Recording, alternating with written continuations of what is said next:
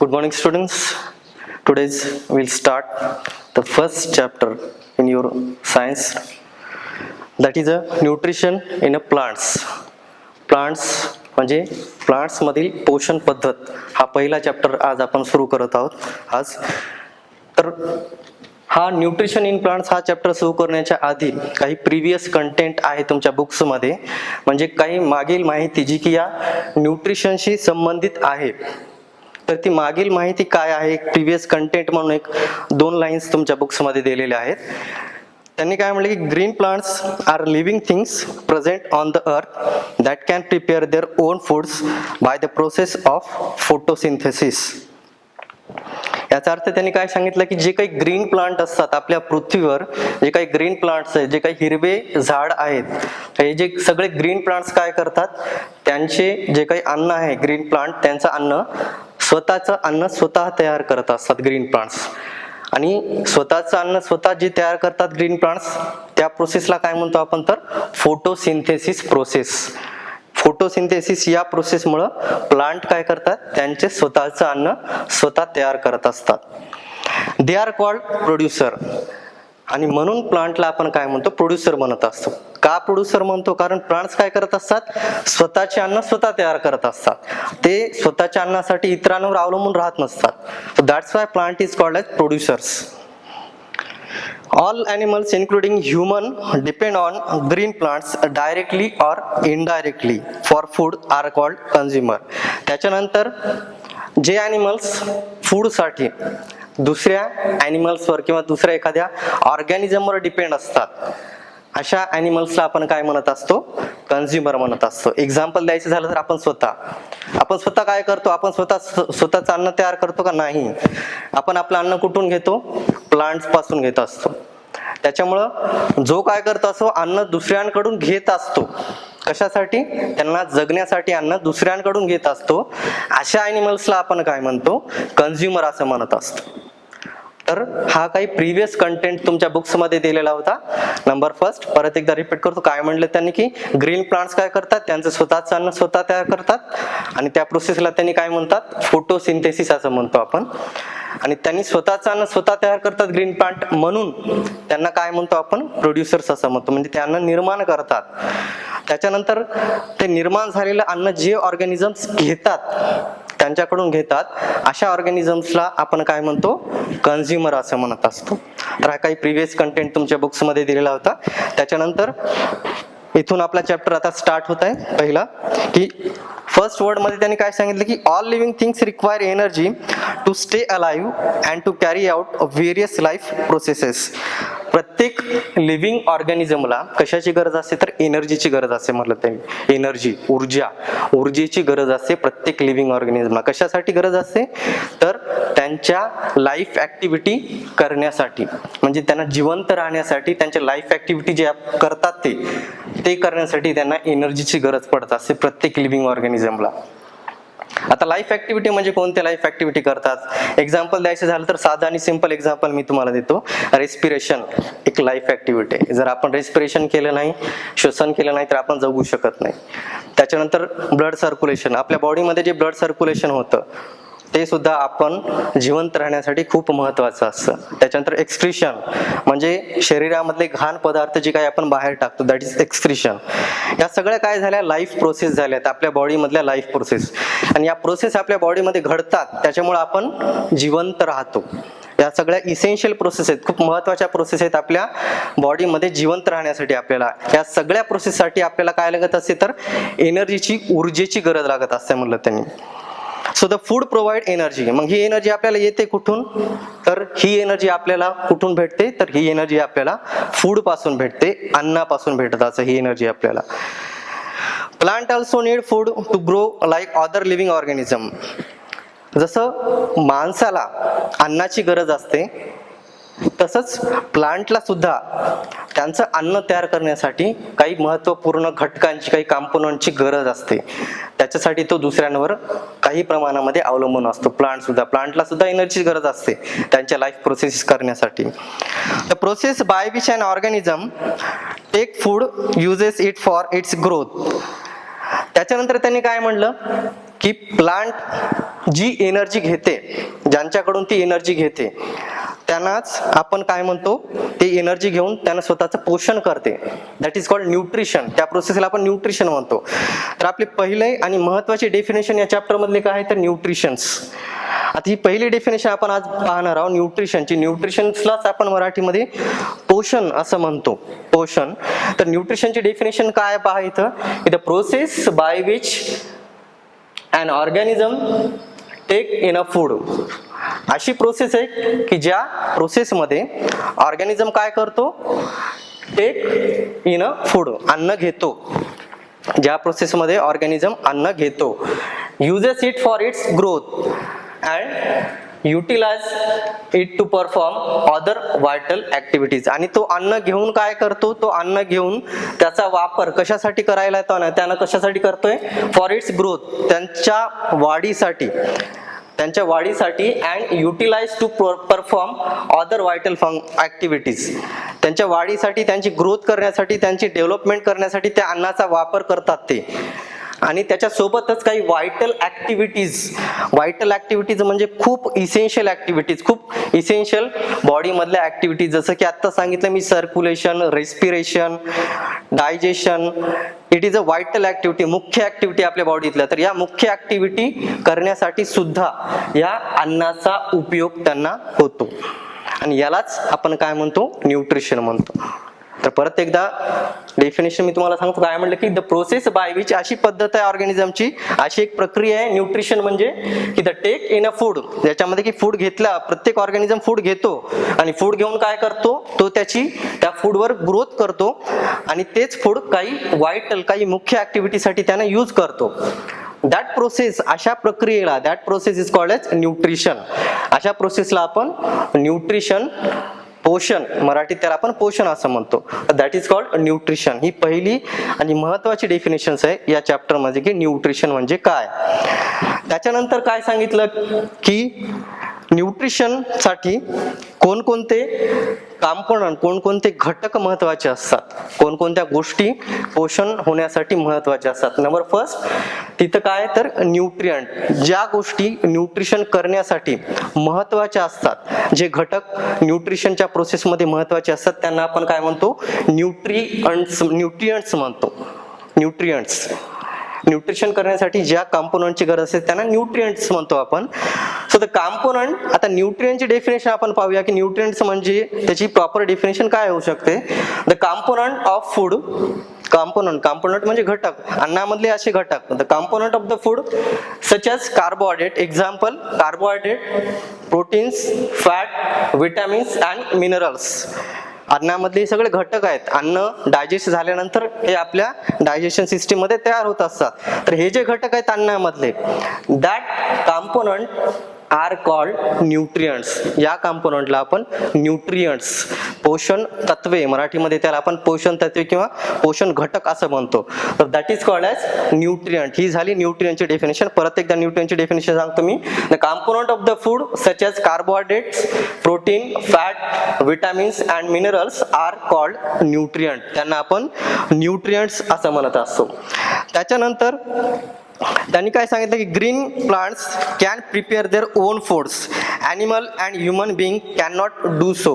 Green plant जे असतात, जे काही हिरवे झाडं असतात आपल्या आजूबाजूला, आपण जे काही हिरवे झाडं पाहतो, तर हे जे ग्रीन प्लांट्स असतात, हे ग्रीन प्लांट्स काय करतात, त्यांचं अन्न ते स्वतः तयार करतात. पण ॲनिमल्स आणि ह्युमन बिंग्स जे असतात, म्हणजे प्राणी आणि आपण स्वतः ह्युमन बिंग्स, स्वतःचं अन्न स्वतः तयार करू शकत नाही आपण, जसे की प्लांट तयार करतात तसं. They obtain food from plant or animals. In this chapter, we will learn how nutrition take place in the plant. आता या चॅप्टर मध्ये आपण काय पाहणार आहोत की प्लांट मध्ये न्यूट्रिशन कसं घडत असते. प्लांट मध्ये, आता प्लांट मध्ये न्यूट्रिशन म्हणजे प्लांटचं पोषण कसं होत असते, प्लांट स्वतःचं ग्रोथ, डेव्हलपमेंट कशी करत असते प्लांट, हे या चॅप्टर मध्ये आपल्याला पाहायचं आहे.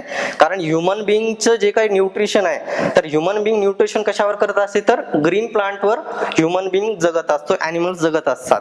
म्हणजे ग्रीन प्लांटच्या द्वारे ह्युमन बिईंगचं न्यूट्रिशन होत असते.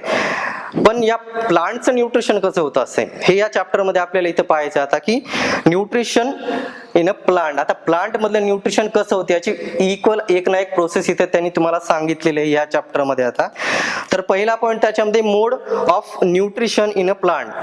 पहिला महत्वाचा point mode of nutrition in a plant. Plant मधली न्यूट्रिशन पद्धत. मोड म्हणजे काय, आपण त्याला पद्धत म्हणू शकतो. ही प्लांट कोणत्या प्रकारे कोणत्या पद्धतीनं त्यांचं न्यूट्रिशन करत असते. आता पद्धत म्हणजे नेमकं काय म्हणू शकतो आपण. So the mode of nutrition plant मध्ये मेनली दोन प्रकारचे न्यूट्रिशन्स होत असतात. नंबर फर्स्ट ऑटोट्रॉपिक्स आणि नंबर सेकंड जे आहे दॅट इज कॉल्ड हेटेरोट्रॉपिक्स. नंबर सेकंडच्या न्यूट्रिशनला आपण हेटेरोट्रॉपिक्स असं म्हणत असतो.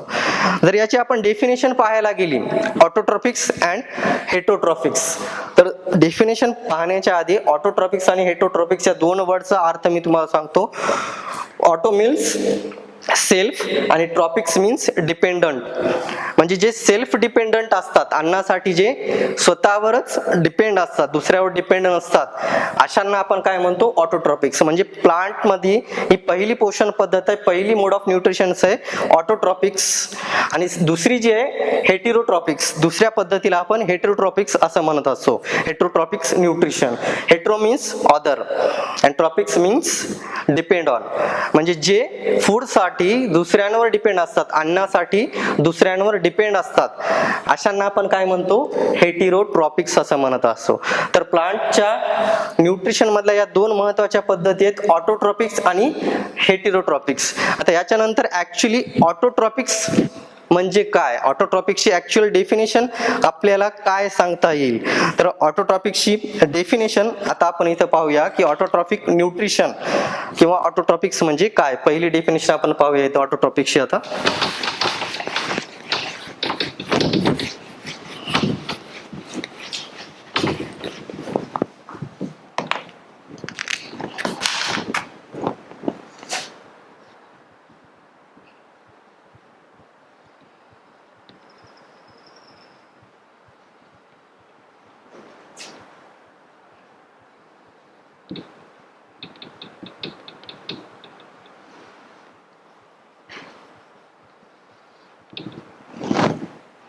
आता या डेफिनेशन मध्ये त्यांनी काय सांगितलेलं आहे की ऑटो मीन्स सेल्फ,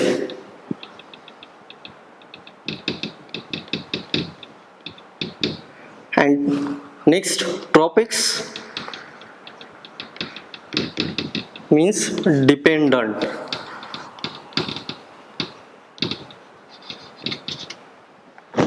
आता ऍक्च्युअली आपण याची डेफिनेशन पाहूया. काय याची डेफिनेशन तयार होईल. The nutrition in which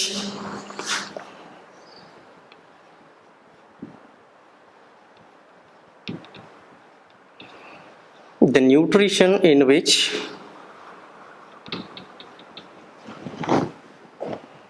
living organism prepare their own foods. Living organism prepare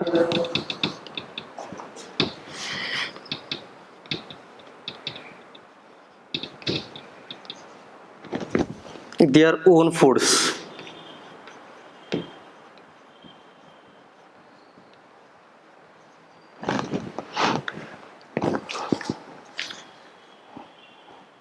Such organisms are called autotrophics.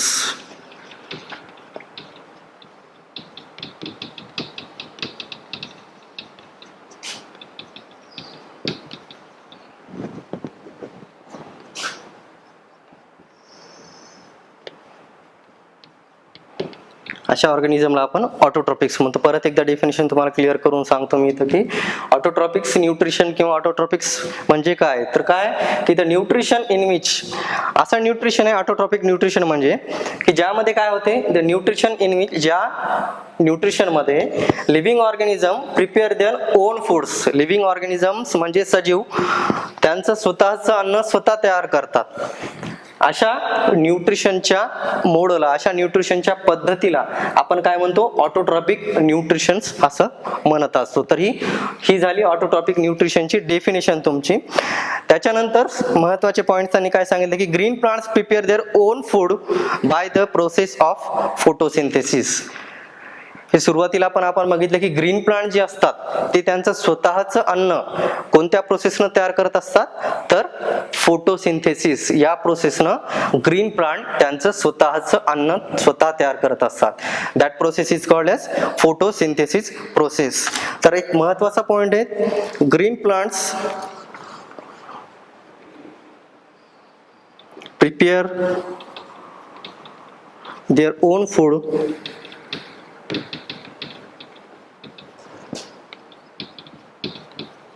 by process of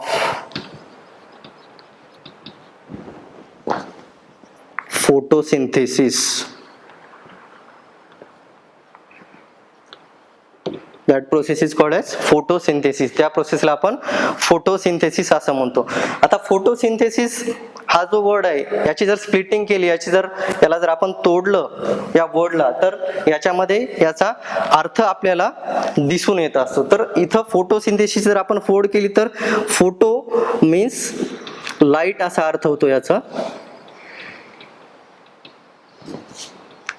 आणि नेक्स्ट सिंथेसिस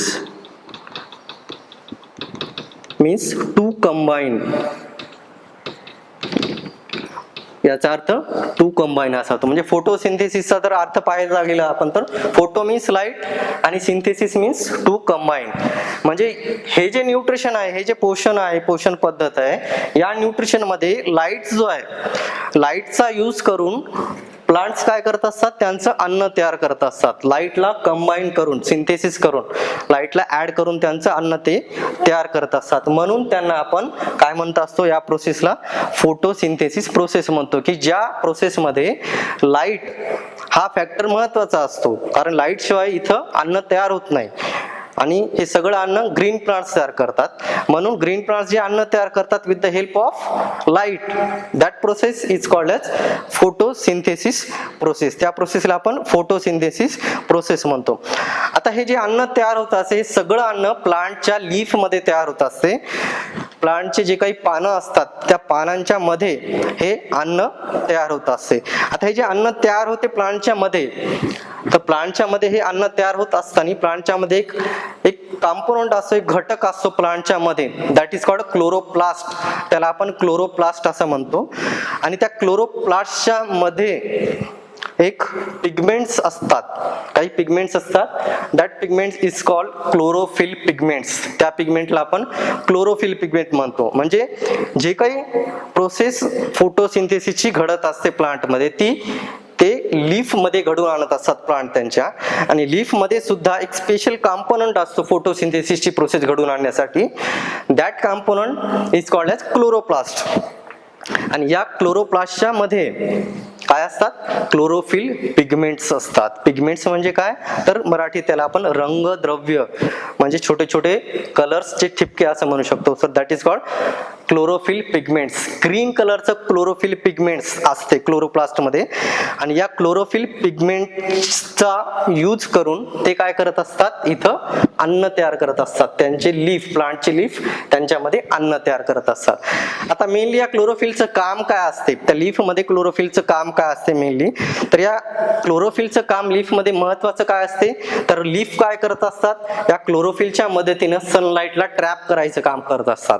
आता ट्रॅप करतात म्हणजे नेमकं काय, जे काही सनलाईट पडते सूर्यापासून, जी काही उष्णता येते आपल्याकडं, तर त्या उष्णतेला ज्यांनी हे जे क्लोरोफिल पिगमेंट असतात, जे की लीफ मध्ये क्लोरोप्लास्ट मध्ये असतात, त्या सनरेजला ट्रॅप करायचं काम करतात, अडवायचं काम करतात. आणि का अडवायचं काम करतात, कारण सनलाईट गरजेचं आहे. तिथं जर तुम्हाला फूड तयार करायचं असेल प्लांटला, तर तो गरजेचा असतो सनलाईट. म्हणून त्याला अडवायचं, त्याला ट्रॅप करायचं काम हे क्लोरोफिल पिगमेंटचं असते लीफ मध्ये. तर लीफ मध्ये क्लोरोफिल पिगमेंट खूप महत्वाचे असतात. आणि हे जे क्लोरोफिल पिगमेंट असतात हे ग्रीन कलरचे असतात क्लोरोफिल पिगमेंट्स. आणि हे ग्रीन कलरचे असतात क्लोरोफिल पिगमेंट्स, म्हणून आपल्याला जनरली जे काही झाडांचे लीफ असतात हे सगळे आपल्याला ग्रीन कलरचे दिसत असतात. To carry out photosynthesis the plant need carbon dioxide, water and sunlight. या त्याच्यानंतर जर प्लांटला फोटोसिंथेसिस करायचं असेल तर प्लांटला काही महत्वाच्या कंपोनंटची गरज पडत असते. तर त्याच्यामध्ये कार्बन डायऑक्साइड्स, वॉटर अँड सनलाइट या गोष्टी खूप महत्वाच्या असतात. नोट डाऊन द पॉइंट महत्वाचा आहे, लिहून घेण्यासारखा.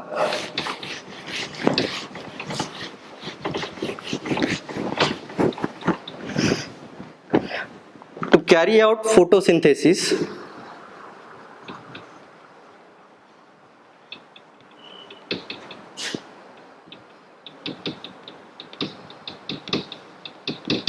plant need carbon dioxides,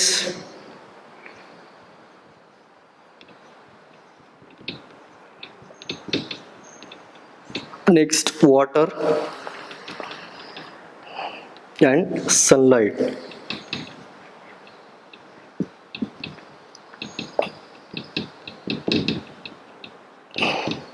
या गोष्टी प्लांटला अन्न तयार करण्यासाठी महत्वाच्या असतात. This process usually take place in the leaves. हे आपण आधीच पाहिलेलं आहे की ही जी प्रोसेस आहे ही सगळी प्रोसेस लीफ मध्ये घडत असते.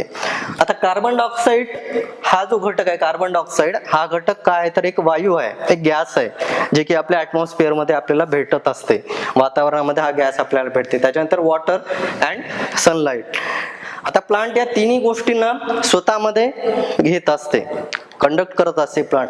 आता हा जो कार्बन डायऑक्साइड गॅस आहे, हा कार्बन डायऑक्साइड गॅस हा तर ऍटमॉस्फिअर मध्ये आहे. मग प्लांट कसा घेतो तर हा carbon dioxide gas plant absorb करून घेत असतात. प्लांटची लीफ ऍब्झॉर्ब करून घेत असतात. आणि कुठून ऍब्झॉर्ब करतात तर ऍटमॉस्फिअर मधून प्लांटची लीफ या कार्बन डायऑक्साइड्सला ऍब्झॉर्ब करत असतात.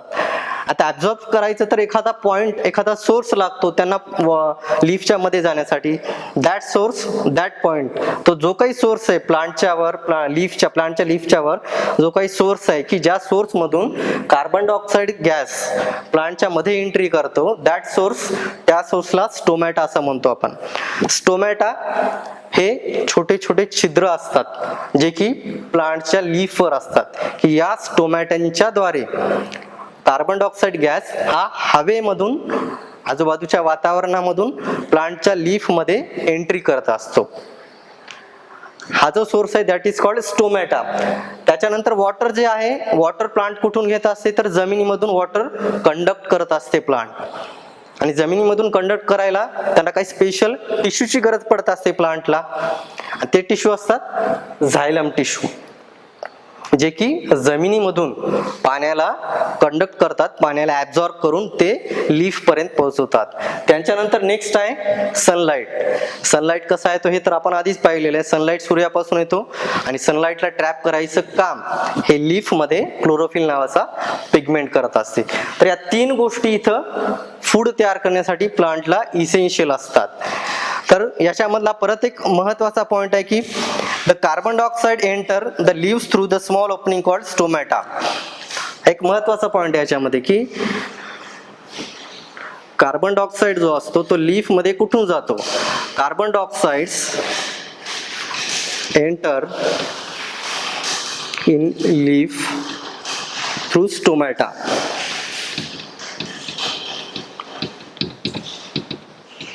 स्टोमॅटाच्या द्वारे कार्बन डायऑक्साइड लीफच्या मध्ये एंट्री करत असतो.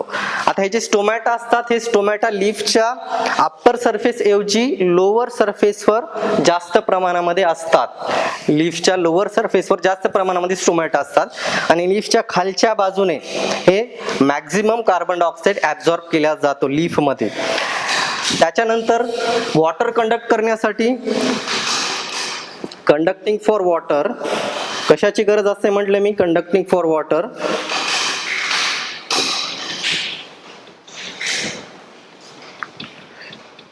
झायलम टिश्यू इज इसेन्शियल.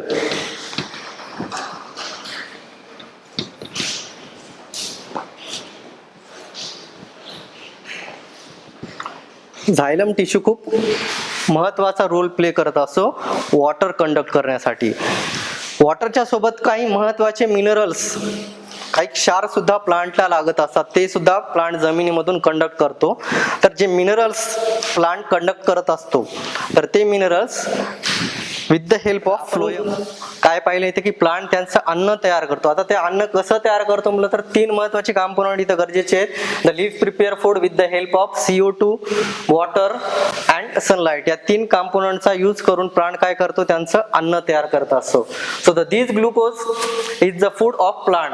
आणि प्लांट अन्न तयार करतो म्हणजे नेमकं काय तयार करतो, तर प्लांट काय करतो, ग्लुकोज तयार करतो. या तिघांच्या मदतीनं ग्लुकोज तयार करतो आणि हे जे ग्लुकोज असते हेच प्लांटचं अन्न असते.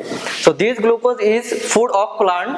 दिस prepare food transport every part of the plant with the help of phloem tissue. आणि तयार झालेले जे काही अन्न असते ते प्लांट काय करतो, त्यांच्या प्रत्येक टिश्यू पर्यंत, प्रत्येक भागापर्यंत प्लांट पोहोचवत असतो. आणि ते पोहोचवण्याचं काम प्लांट एका टिश्यूच्या माध्यमातून करतो. तो टिश्यू आहे फ्लोएम टिश्यू. सगळ्यात शेवटी आपण आता इथं एक रिॲक्शन पाहूया की प्लांट नेमकं अन्न कसं तयार करतो. तर carbon dioxides plus water with the help of sunlight and chlorophyll pigment काय तयार झालं, ग्लुकोज प्लस ऑक्सिजन. ग्लुकोज तयार होतो आणि ऑक्सिजन तयार होतो आणि ऑक्सिजन प्लांट बाहेर रिमूव्ह करून टाकतो. तर या पद्धतीनं प्लांटमध्ये अन्न तयार केल्या जाते. तर आज आपण हा पूर्ण चॅप्टर पाहिलेला आहे. या चॅप्टरमध्ये काय सांगितलं मी आतापर्यंत तुम्हाला की या चॅप्टरमध्ये mode of nutrition in a plant हा टॉपिक्स आपण इथं आज डिस्कस केलेला आहे.